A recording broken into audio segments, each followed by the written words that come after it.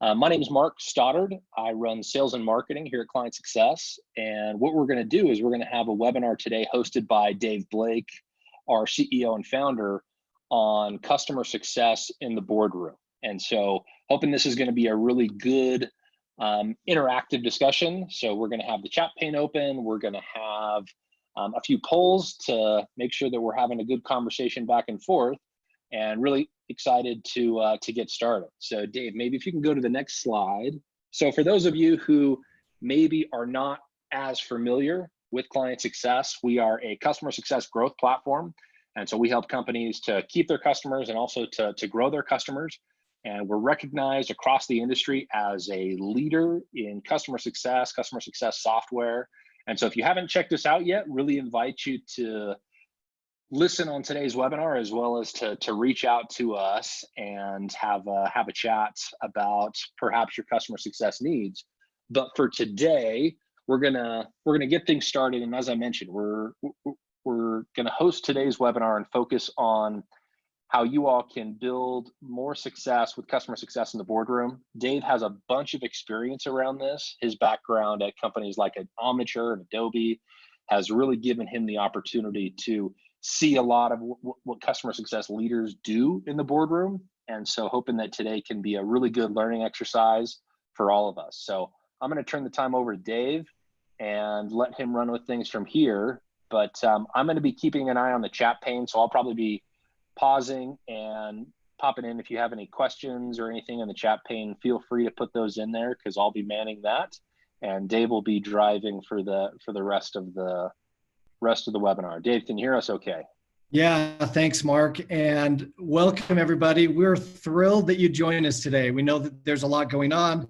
There's a lot of uncertainty and stress, and we're just thrilled that you join us today as well. And to start off, we really just want to say, be safe, stay united, and let's continue to have faith and confidence that we've got this.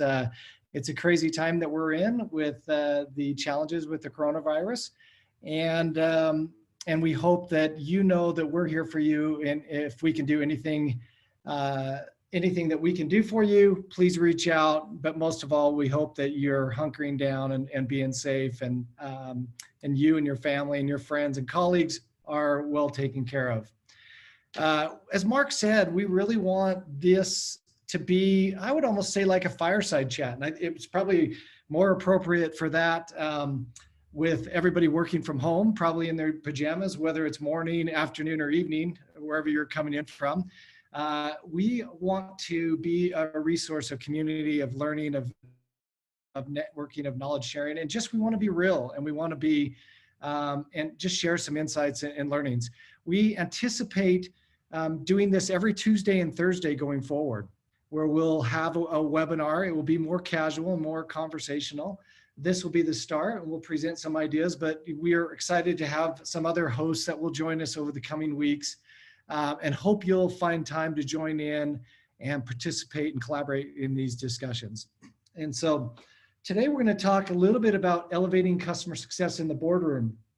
And the first question I'd have, Mark, if you are able to launch the poll, I'm just curious, out of our audience today, how many of you have actually presented for your customer success team to the board? So you should see a poll up there on your screen.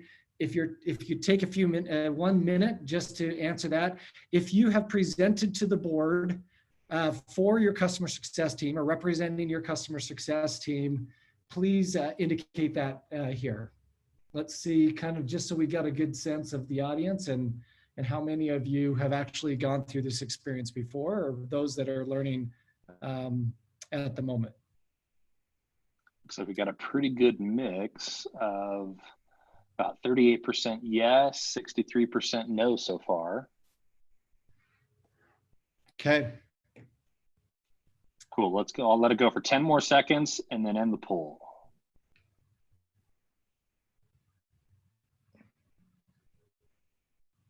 All right, cool. I'm going to end the poll now. Looks like we're at 37 no, 63%, or sorry, 37 yes, 63% no. All right, great. Thank you for the results. That's really helpful. Thanks for submitting that. So what I would acknowledge at the beginning here is that there are, as the poll shows, there's several of you who have been through this process. We recognize that you could be delivering this presentation as well. And so for those who have been in the process, feel free to share your thoughts or recommendations, your ideas, maybe your validations, or maybe your counterpoints to some of the content we're sharing today. We'd love to learn from you as well. And for those who have never been through this process, we hope that you'll learn something that certainly you may in a future time participate in preparing content for a board meeting. You may actually participate in the board meeting, or you may just want to have some insights of what is discussed in the board meetings. As we go through the presentation today, we'll talk about how to prepare, what the presentation should look like, and what your participation is. And so all of these are ideas that hopefully you'll take back to your business and be able to use in the future. Now, to start off, why is this an important subject? There was a poll back in a study in 2019 by Deloitte, and they asked companies about their consideration and how much they present customer success in the boardroom. And I was actually shocked by this. They said only 30% of those surveyed considered customer success a strategic priority in the boardroom. And I'd say that's unacceptable. And I think that's changing. I think even if you look at what's today, if you think about your companies, your companies are now during this difficult time and where the economic downturn, or even if it's temporary, my guess is that your executive team and your board members are going to be more and more focused on your customers. Because there may be people who aren't buying as much anymore and pull back, and so it'll be more important to take care of your customers now than ever. And that care and that concern and those insights will flow all the way up into the boardroom. So we're going to try to look at how do we make customer success not a portion of the strategy, not a portion of the board discussion, but that customer success is the strategy. It's the main focus of the boardroom, and everything else flows from the customer there on out. So for those who are, I know there's some questions on the chat about whether we're going to send the slides out. We will send the recording and slides. The recording will be put on our YouTube page, and the slides will be sent out as well to all participants. So let's talk about these three things. We're going to talk first about preparation. We'll talk about participation, and then the presentation. The first three we'll go through more bullet points just to talk about the philosophy and best practices and recommendations. And then we'll go in and we'll actually show you some example slides and content and charts that you may consider using as part of your presentation to the board. So let's start. So number one, preparation. What are the things that we should think about when we're preparing for the boardroom? So you've been, let's take this scenario that you've been asked to lead the board portion of, the customer success portion of your board meeting. So how do you prepare? What are some key best practices and thoughts about preparing? The first one I'd say is the most important thing is you have to know your business and your numbers inside and out. When you come into the boardroom, they're looking at you as the subject matter expert. And so it's really important to have a very deep understanding of your business, the customer success function, and the numbers inside and out. In order to do that, it's important to collaborate with your team and peers and surface insights and ideas. So a customer success leader may pull in their customer success team and other colleagues and say, okay, what are the key areas of focus we want to talk about during the board meeting? It's important to align with your CEO about the overall expectations, the board dynamics, and the desired outcomes. Board meetings have different personalities and different objectives. There's a certain style to every board meeting that's important to understand. And so you want to be very aware of those dynamics so that you're prepared and you don't interrupt that flow or those dynamics, that you're part of that dynamics. It's helpful to look at past board decks if you can. If this is your first time and you have access to those, take a look at those and do your homework on the board members. If you haven't had one-on-one time with the board, then do your homework. Understand their personality, understand their philosophies, how they look at customer success, what their style is in the board. I know that with our board, we have different focuses, different personalities, and different ways that people ask questions. Their role in the board meeting may be different. Some may challenge assumptions, some may be more supportive, and you want to do your homework on the board members. And then prepare content early, review it, and revise as needed. And then there's something called a pre-read. Most CEOs, before the board meeting, they send their board members a summary that goes over the deck so that they can come prepared with the pre-read. And so you might want to review that and make sure that you perform a dry run or two to finish your preparation. All of these are really important as you prepare to be strong and confident in the boardroom, and make sure that you've covered all your bases going in there. Second one is participation. Now this one is just a few bullets in here about how you should think about your role in the boardroom, and again, your dynamics. And I think the main thing is to remember that the board meeting is a protected space and that you are an invited guest. I know this as a CEO. The boardroom is, there's a culture in the boardroom. There's a process that we go through. There's an expectation of timing and who's in there. And it's just really important to understand your role and understand that you're part of it and an important guest in that boardroom. As I mentioned, know your role, be prepared, anticipate questions. So this is really important. There'll be a lot of times you'll get questions that from different board members or different colleagues and team members, and make sure you anticipate those and be prepared to answer them. Try to anticipate those as best you can. We talked about this earlier. Know your numbers. I can't stress that enough. Be clear and concise. I've been in part, when I was a young professional starting, and I had my first board experience. I felt like that I had to explain. I had to sometimes you get caught into, I want to look smart and I want to be thorough in my explanations. And the best advice that I got early on from a good mentor was to be very clear and concise. Know what you're going to say, what are the key elements that you want to cover, and be able to articulate that very clearly and concisely so that you can do your job and then move on. And then embrace it. Look at it as an opportunity to build credibility for the customer success team. That's really important. You're there to represent the customer success team, and sometimes they may judge the team on your performance, and either from a good or bad perspective. Now we're starting to get into some of the good meat of this. This is the part we wanted to really focus on, is what is the presentation? So we'll talk about best practices and preparing the presentation, but then we'll go in and look at some deep dive insights about some example slides and charts that you might consider. So as you present to the board, remember that during that few minutes that you're presenting for the board, whether it's 5 minutes, whether it's a half hour, whether it's 2 hours, the goal is to deliver great content that provides great context and results in great confidence in you and the customer success team.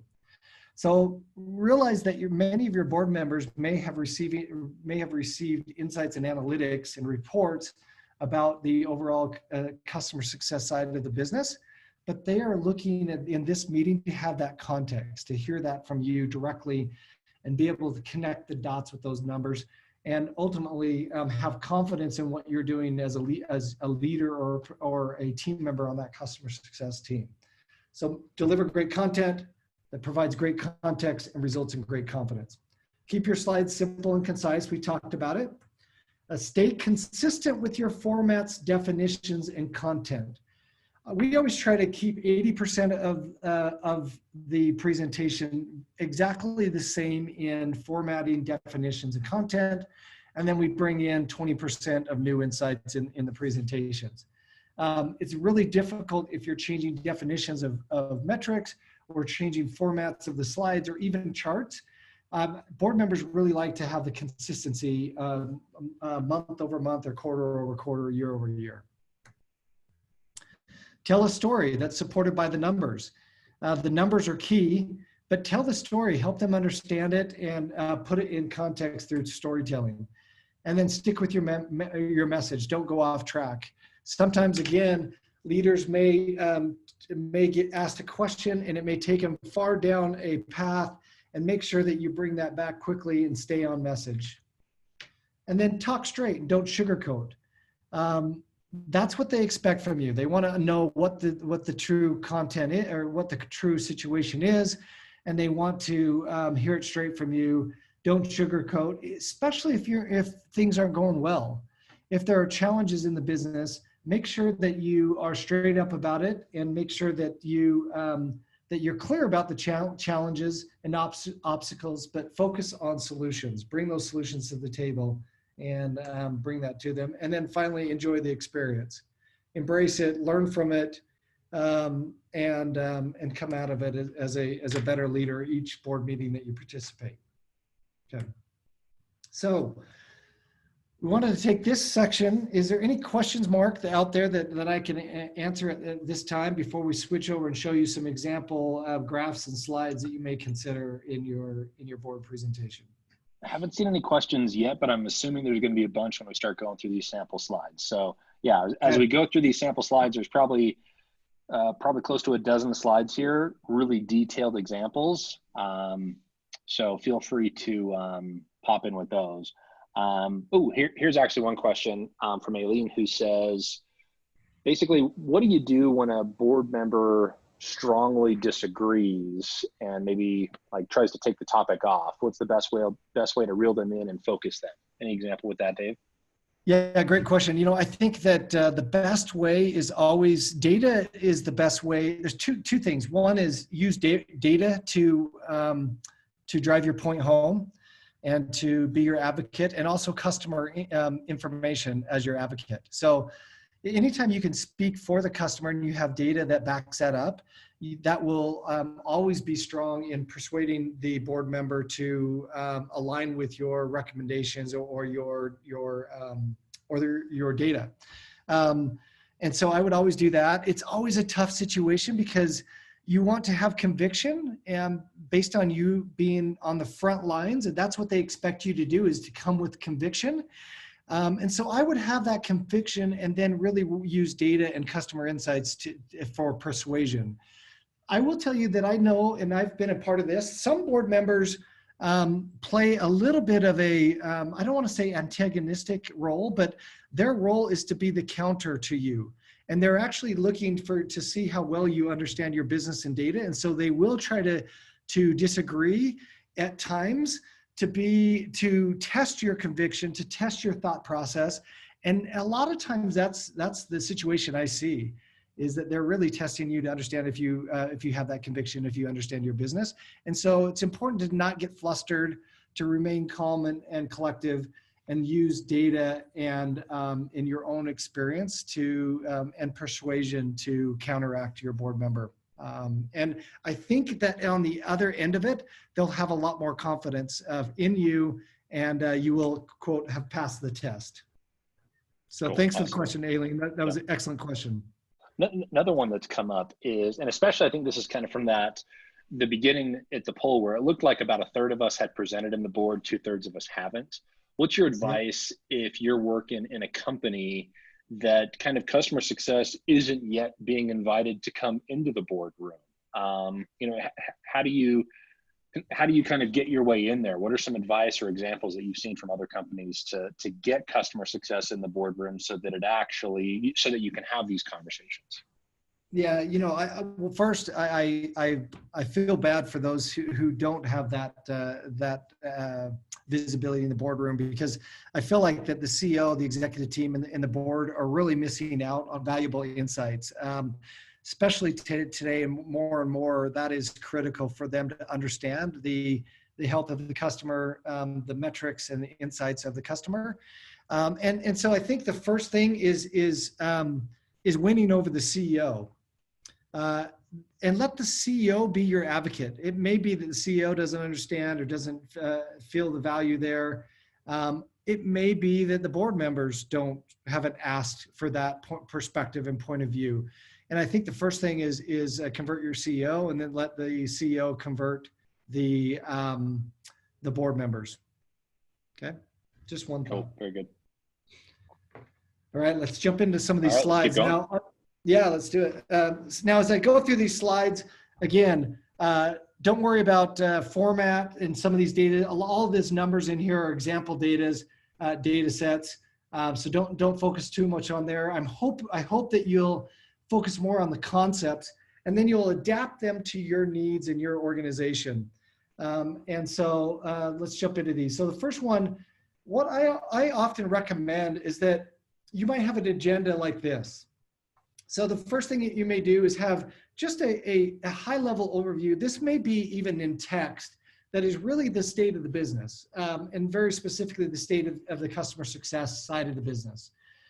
This is to just call it as it is and have a narrative. This is the storytelling part of it. Most likely, if your slides are part of the pre-read to the board members, then this is your chance to give the narrative initially and set the context in the foundation up front. And so that it will then, the data, they'll be able to have more context as they look into the data. Then you could go on to the snapshot of all the key metrics, and then deep dive into several areas. 3 that we'll talk about today is customer health, trends and insights, renewal performance and forecasts, revenue performance and forecast, and then deep dive into things like churn analysis, success stories, and go forward objectives and initiatives. So this might be a sample agenda. Again, you could adapt it to your board meeting or based on the time that you're allotted in the board meeting, but that could be one.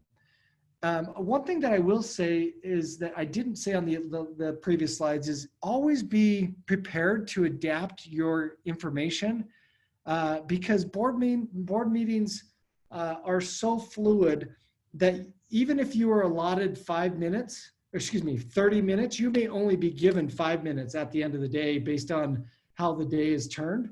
And so you want to make sure that you go into it saying, if I only have 5 minutes or 3 minutes or 8 minutes, here are the 3 things I want to really nail in this presentation. So let's jump into these.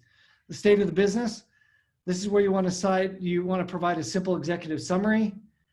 Keep it straightforward, concise, and honest, no fluff, and genuine, and just tell it as it is. And again, this might just be a narrative in text that you share so that they have that context at the beginning. And then you could go into snapshots of the overall business. Now, these are some of the metrics. These are some charts. Again, you may have different styles or different metrics that are important to your business, but it may be everything from how many customers, what's our ARR and MRR at the moment, what's our gross revenue retention, net revenue retention, et cetera. What's the average ARR per customer? You may show charts about your customer growth and ARR growth. Those are some examples of snapshot kind of slides for your business. You may do it in a form like this, where I come in and I might show, by quarterly numbers and all the key snapshot metrics as well. Whichever way you present it or the slides that you show, you might want to start with this high-level overview of how is our business trending how is our business at the moment, and how it maybe have trended over the last 8 quarters, 4 quarters, 3 months, whatever it may be. And typically, your CEO and your executive team have a standard look back period that you'll use for slides like this. Okay. The next one is before we jump into the next one. So far, you've got the question we've got here has to do with customer stories. So like the few slides that you've shown here, have done a really nice job of showing kind of diagrams and metrics. Are these the type of, where would you fit in customer stories? Do you fit those into something Yeah. like this? Is that kind of further context behind what you have here? Or would those come Yeah. later? What role do customer stories play in these slides? Great question. I would interplay the voice of the customer, literally feedback from customers throughout here where applicable. Give examples, put names to it, because as you see, we're going to go into customer health. You may give overview metrics, but you could also point to a customer that they know and say, for example, this customer has said this about that challenge, or why they're not renewing, or why they're expanding. And then also at the end, you will have, I do have an example of where you might share some customer stories. I always like to end strong. And so I love adding at the very end examples of success stories, key highlights and wins of renewals and those types of things. And you'll see some examples of that in some of the slides at the end. Okay. Awesome. Cool. Okay. Ed Davis is asking if we're showing some of these slides that are generated from a CS tool, or are they generated manually? If you have a CS tool, absolutely. You're going to see a lot of the visuals in the slide deck today came out of our platform, ClientSuccess. I was tempted to even just go and do it live in our demo, and happy to do that. But you'll see that a lot of these are screenshots within ClientSuccess. And again, maybe at the end, I'll go in and show you these live within our platforms like ClientSuccess. So these are examples of screenshots in ClientSuccess. One of the key topics areas that you'll go into is health by customer. And there's two different ways to look at this. So this is a standard way. Again, this is how we do it in our platform. We use around customer health. We use a 6-point scale. We call it PULS, from everything from extremely satisfied customers to severe risk customers. For us in our company, anybody that's severe risk is eminent for churn. Anybody that's extremely satisfied are our best customers ever. And so this is an example of where they meet. And this data is all fake data, by the way. And so when you look at customer health, you would want to look at it in two different ways. One is by customer count, and the other is by revenue, percentage of revenue that is at risk. And so to give you an example, you could look at here and you could say that 20% of our overall customers are at high risk right now by customer count. But if I look at it by revenue, we've got 41% of our revenue is at high risk. So it's really important to look at that and to be able to understand how the data changes by different lenses. And it may have you attack the problem very differently. So this is one way to look at customer health. You might look at the customer health trends over time. And so you can see in this example that the health across this customer base over time is getting worse. You're seeing a lot more yellow and orange over time. And that's a big concern that you should have with customer, if your customer base is going in this trend, certainly your executive team and your board members need to understand that. And the third way that you really want to look at customer health is to look at the reasons for health. So I may have a certain percentage of my customers at risk. The next thing I want to know is why, what's happening here? And I want to look at those as well. In this example, I could say that the biggest reasons we have unhealthy customers is that I've got product issues. That's 31% of our risk comes from product issues. Then the second one is onboarding. It looks like that we're not doing a very good job at onboarding, and we know that the seeds of churn start with onboarding. And then there's other issues, right? And so I can see what are the top reasons and what are the overall categories. So these are the categories, these are the subcategories that we need to address in order to reduce the number of at-risk customers and prevent churn over time. So really good ways to look at this data from different lenses that help inform the board, help inform your colleagues to drive a culture of customer success with your board members and throughout your company. Mark, any questions that I should take here? Yeah, Specifically several related to these questions. slides? And one of the main questions here is related to, you have health here, and you see how kind of health is trending over time. What are some of the KPIs that you would use, or some of the indicators that you would use to kind of lay out these health metrics? You've got, extremely satisfied all the way to severe risk. How do you decide those different stages? What are some of the KPIs metrics that you might use? Yeah, excellent question. So we're big believers in data-driven insights about health and human insights about health. There's a common philosophy out there that we don't want to rely on our team because our team will manipulate the data, or the data won't be accurate. Our team won't are on top of it. We actually disagree with that. We actually believe that if your team is engaged and you've set the right parameters, one of the best indicators of health is the feedback that your team is getting as to the disposition of your customer health. But in addition to that, you certainly have a bunch of other data sources that come into play here. Usage, for example, product usage is always a great example of health. NPS data or survey data is a really good input to health. Engagement, are your customers engaging with you? Is the frequency going up? Is it going down? Is it staying the same? Those are, so there's a lot of other data sets. Are they paying their bills? Are they, a lot of other data sets that come together in a platform like ours to help you understand health in a broader health score. And you can use all of this data to be able to understand what the true health of your customer base is. Nice. So for those, and then for those at-risk customers, like for instance, in this shot here, you've got upwards of 60% of your customers are at risk. How do you recommend in the boardroom communicating the get well plan for those customers? Yeah. Is that something you present here? Is that something you present individually afterwards? How do you have that discussion? Yep, this one is the key one for the boardroom, is to say, okay, we see a problem here. All the data shows that risk is going up, and they want to know why. What is it that we can do to reduce risk? And our recommendation is to look at data like this, understand what are the top reasons, and then go attack them one by one. And just go after your biggest, take your top 3 and say, okay, this quarter, we're going to knock these reason codes out. We're going to improve the product. We're going to improve our engagement model. We're going to improve our onboarding experience, whatever it may be.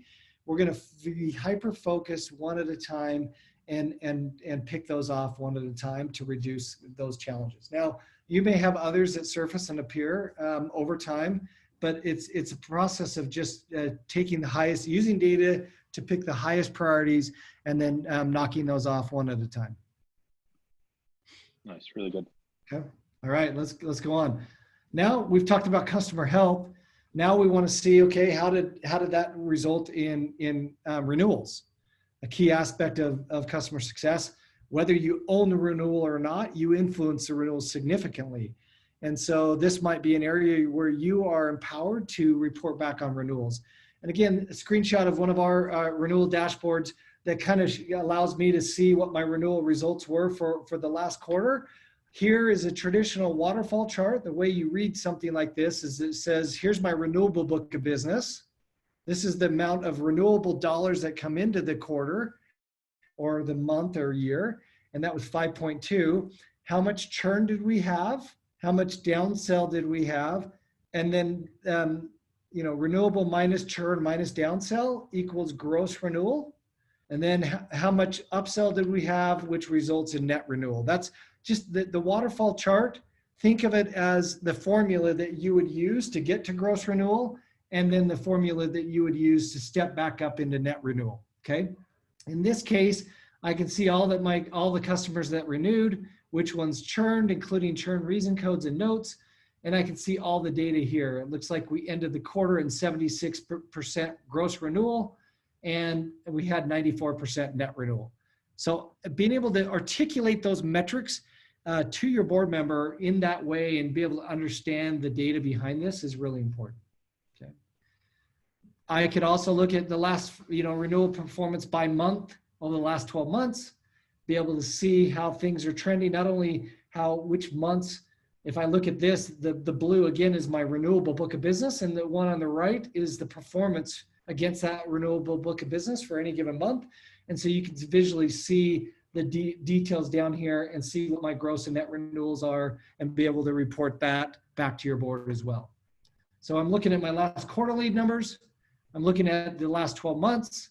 And then I'm looking ahead. So I'm looking back, and now I want to give the board and a confidence that we have a good handle of the forecast for the quarter. Now, if I look at the forecast for the quarter, you can see a little bit of a different thing where I can see not only what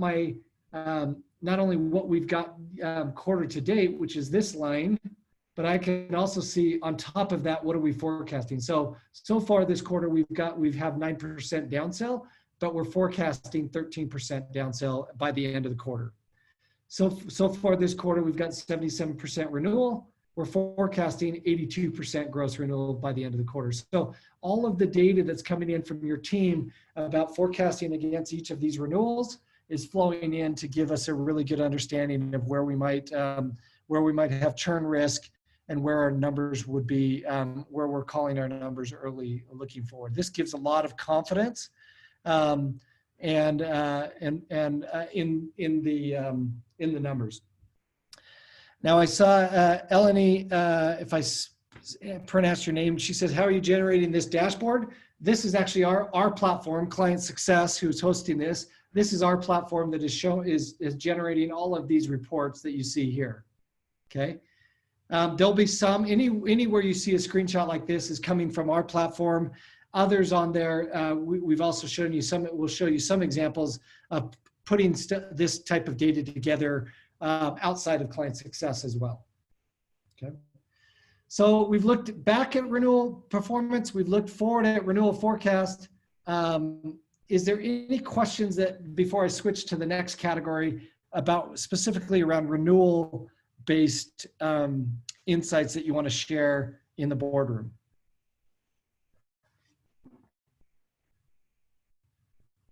Okay, let's move forward. So the next chart talks about overall revenue. Now remember, there's a difference between a renewal rate and a revenue retention rate. Renewal rate is very specific to the dollars that you retain or grow as part of the renewal transaction and any revenue that's attached to that renewal transaction.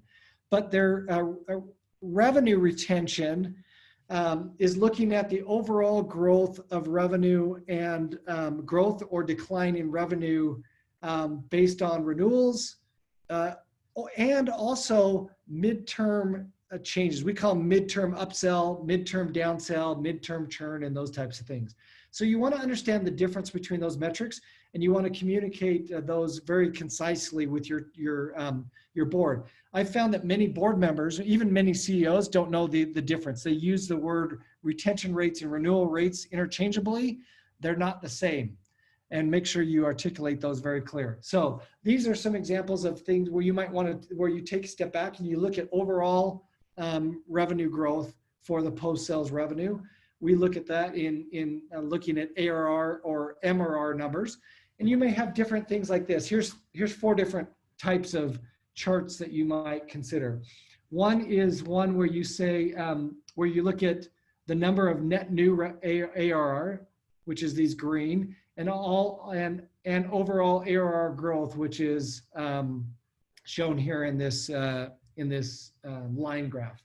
You might look at month-over-month ARR growth, and you may see what the trend is.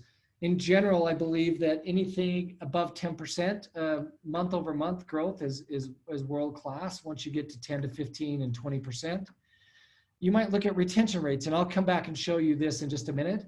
And you might want to look at MRR or ARR growth versus churn.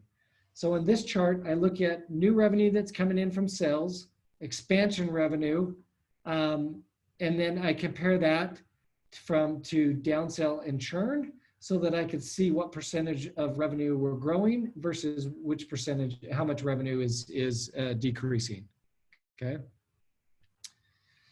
So, Dave, you might have talked to this a minute ago. I just want to make sure we get this question answered. So Tina asks you to really define the difference between a renewal rate and a retention rate. I think you might have touched that at a high level, but really, yeah, if you could go a little bit deeper on that. yeah, you bet. And let me see if I can articulate this carefully. When I talk about renewal rates, I'll go back to this chart because I'm specifically talking about these values that are the rates of those customers that are up for renewal that quarter or that period, and how much churn, downsell, upsell, and cross-sell I have attributed to with those renewals. And so I might come in here and say, I have a renewable book of business. This renewal here, Delta Airlines had it renewed for $25,000 lower than it did. And so renewal rates are only looking at those dollars that are attached to an actual renewal. Retention rates are looking at all of my revenue over the year and the fluctuations in that from both renewals and midterm changes of your dollars. Hopefully that's helpful. And so I might look here and I might say my retention rates, revenue retention. I've got a overall retention. I've got all these activities, these transactions, renewals, upsells, cross-sells, downsells throughout the year. I want to know how much of that revenue I'm retaining throughout the year.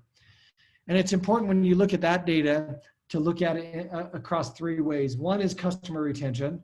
So in this example, you've got that here in this orange chart. The next one is gross revenue retention, which is the green line, and the other one is net revenue retention.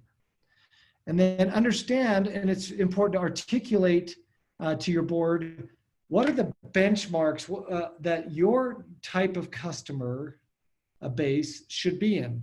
So we know that like SMB, gross revenue retention, could be in the 80s and 90s. Others, enterprise, you want to see net revenue retention above 100%. A lot of people call that negative churn. I hate that term. I think it should be positive growth. But those are some things you might focus on and be able to articulate and educate to your board and be able to show those types of numbers. Okay, so that I'm looking at revenue retention. We've looked at renewal rates. We've looked at retention rates. And now we're going to look at churn. We're going to do a deep dive on churn. So the next one could be, I'm looking at customer churn and I'm doing a deep dive in churn. Now, you might do this right after you look at renewal rates because you're talking about customer churn then. But again, with customer churn, you want to look at it in different ways. You want to look at how much churn what are the top reasons for churn by customer count. And then the second one you might want to look at top reasons for churn by revenue impact.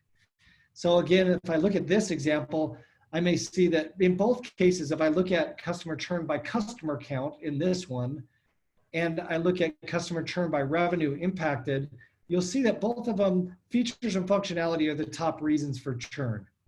But if I look at the difference in the second level and I see that the number of customers, onboarding is the next highest reason for churn if I look by customer count.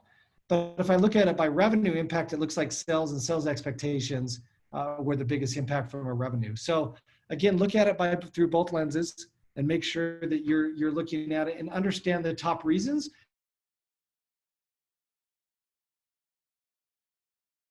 Churn reason codes, solve those problems, improve that experience, and move on to the next three, the next month or the next quarter.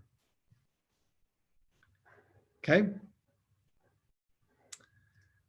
And then you might go into deep dive. So this is where you might go in and you might create a spreadsheet or a chart that goes in and shows all the churn, or a highlight of notable churn that you want to share with your board. So you may say, okay, I've got, here's the customers that churned, how much churned, what month, what are the top reason codes? And if you lost them to a competitor, you might highlight which competitor you lost them to, okay? And then come back with plans or recommendations. of the top churn reasons and what you're going to do to solve those, and who in the company may be the owner of solving that plan. So it may be product issues, and maybe customer success team may need to improve something in their delivery, or it may be the support experience, sales experience, or whatever it may be. Have very clear plans of what the company should be doing to reduce churn and across 3 main areas.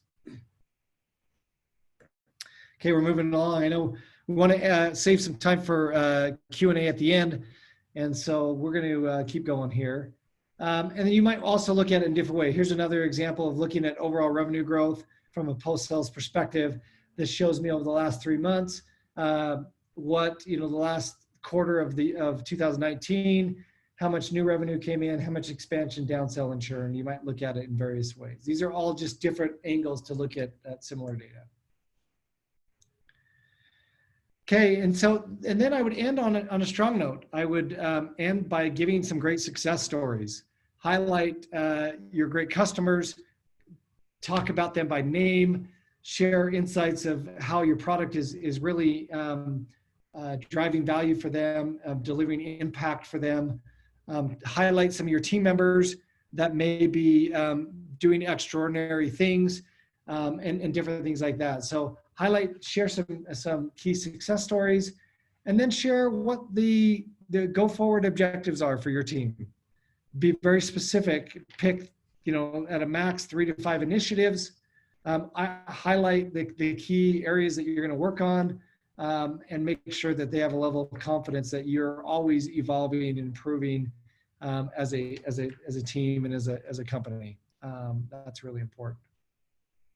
So those are some key things. There may be a lot of different areas. You might share specific case studies that your customers gave. You might share a video where your customer talks to the board, a recording. You might look at deep dive in NPS trends or usage and adoption. You may break down all of this data by customer segments. That might be a way you do it. And there's a lot of different areas that we highlight here. It may be important to share what your top 5 feature requests are based on customer feedback, so that they have your perspective in addition to the product teams. There's a lot of different things that you may do that you can share. These are all different areas that I've seen customer success teams share in board meetings that you may consider. But overall, I think that the main ones that we shared earlier are the key ones you want to make sure you highlight, and do so with confidence and great data. Okay. So hopefully that gives you some good insights, some good recommendations. I wanted to open it up and see if there's any questions that I can answer. And before we close with 2 more slides at the end of this. Sounds like just as far as questions go, we have one other out there that maybe another stab at the difference between the renewal rate and the retention rate. I'm almost thinking we do a follow-up blog post on that one. But any other comments to kind of around the difference between a renewal rate and a retention rate, Dave? Yeah, and it is there is a lot of confusion out there. Sometimes it's hard to articulate the difference. The way I just look at it is renewal rates are related to the renewal transactions. It's taking what is up for renewal and what were the results from a gross and net perspective. That's where I would articulate that is our renewal rates. Retention rates are broader. They're the take a macro view of your revenue, and they recognize that in addition to renewals, you have other changes of revenue throughout the year that are not attached to renewals. Most businesses do. And that may be customers who add new products. So new revenue comes in. That may be upsell during the year or cross-sell or what people may call expansion. And that's where you look at the starting overall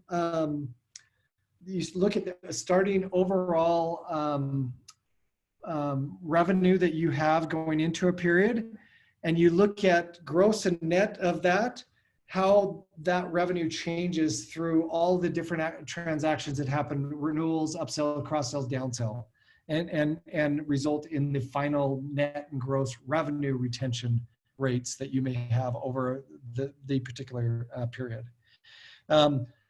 Net is, and so you could look at those metrics very differently. You could look at both gross and net renewal rates, and you could look at both gross and net revenue retention rates very differently across your team and your company and with your board. Cool, very good. Another question here, just, Ashley mentions that she really enjoyed the webinar. She's new to customer success. Her whole company is new to customer success. And so she's just wondering where else she can go to skill up on the practice of customer success. What are some other things she can do to learn? Yeah, great question, Ashley. Really glad you're in this profession. I think you'll love it. I think there's two things. We're a little bit biased, but I think if you go to our website, clientsuccess.com, we have really tried to produce great content, actionable, authentic, easy to consume content out there. And we hope that you'll find our blog posts and our webinars is a great learning resource for you. But also this space is you have somebody like Star, who's a veteran in the space. People love to help each other. This is a very great community in the customer success community. There's a ton of great content on LinkedIn and other places that you can search and see, and see how your colleagues and great thought leaders and other leaders in the space like to share content and best practices and would happen to be a mentor to any of you. So check out, hashtag customer success or client success on LinkedIn. And you'll see a lot of great content there as well. Cool, really good. Any other questions? Looks like there's a question from Deanon about NPS, how it's used in the platform. Maybe I'll take that one. So Deanon, NPS, there's a bunch of different providers out there that can provide NPS. We actually have a core NPS add-on into Client Success. So if you wanted to use Client Success to deliver NPS, if you're a Client Success customer, you could also use our NPS app to deliver NPS to your clients. But there's also, a bunch of really good best of breed or just specialized NPS platforms if you need that. So happy to have a conversation offline to see which of those would be the best option for you. Phyllis, I'd agree with you. Phyllis says that, generally you don't have a lot of time. And that's true. I would go back to that and really emphasize that. Realize that no matter what the time allotted is within an agenda of a board meeting, it's always changes. And a lot of times you will have your time cut to a very simple and short summary. And so make sure that you're ready for that and you highlight the key things. There's two things I wanted to share before we end. I know that time's coming up. One is that, a big part of the board discussion and a big part of what that we shared today is all about knowing your metrics by revenue. We're excited to give you an early announcement that we're releasing a revenue management piece. We're really stoked about. Really stoked about. And we're excited about it, and so watch for that in the coming weeks and months as we're about empowering customer success teams to manage their revenue from new to renew and driving great insights and actions. And the last thing that we just share out there with you and encourage you to participate with us on is that these times and these days are really tough. We know that a lot of uncertainty. We really want to ask the customer success community to join us in sharing shout outs to your customers on social media, on LinkedIn and Twitter and others. Maybe highlight your favorite customer, a cool thing that your customer's doing, why you love one of your customers, how they use your product. Maybe just share some love with your customers and use the hashtag customer love when you do it. Let's give a shout out. Let's drive some positivity in the around the world, across your customer base. Recognize them, thank them, acknowledge them, highlight them in any way that you can. we'd love to see this hashtag start to explode over the coming months. And we ask you to join us in using this to spread some love to your customers. If it wasn't for our customers, none of us would have a job. And I know that we all have a passion to take care of them. And so let's spread some love with them. With that, we thank you for joining us. We're so excited. Look for these to be every Tuesday and Thursday. We'll try to get a format where you can go to a web page and just join easily on different topics. We want them to be collaborative. We want them to be casual. We want to be interactive. So thanks for joining us today, wherever you are. We hope that you'll look to Client Success as a great partner and friend. And we hope to see you on future webinars over time. And reach out to us if you're looking for a platform and a partner to help you drive your customer success strategy. Thanks. Take care of yourself. Be safe. And let's get through this together. Great. Thanks, everybody.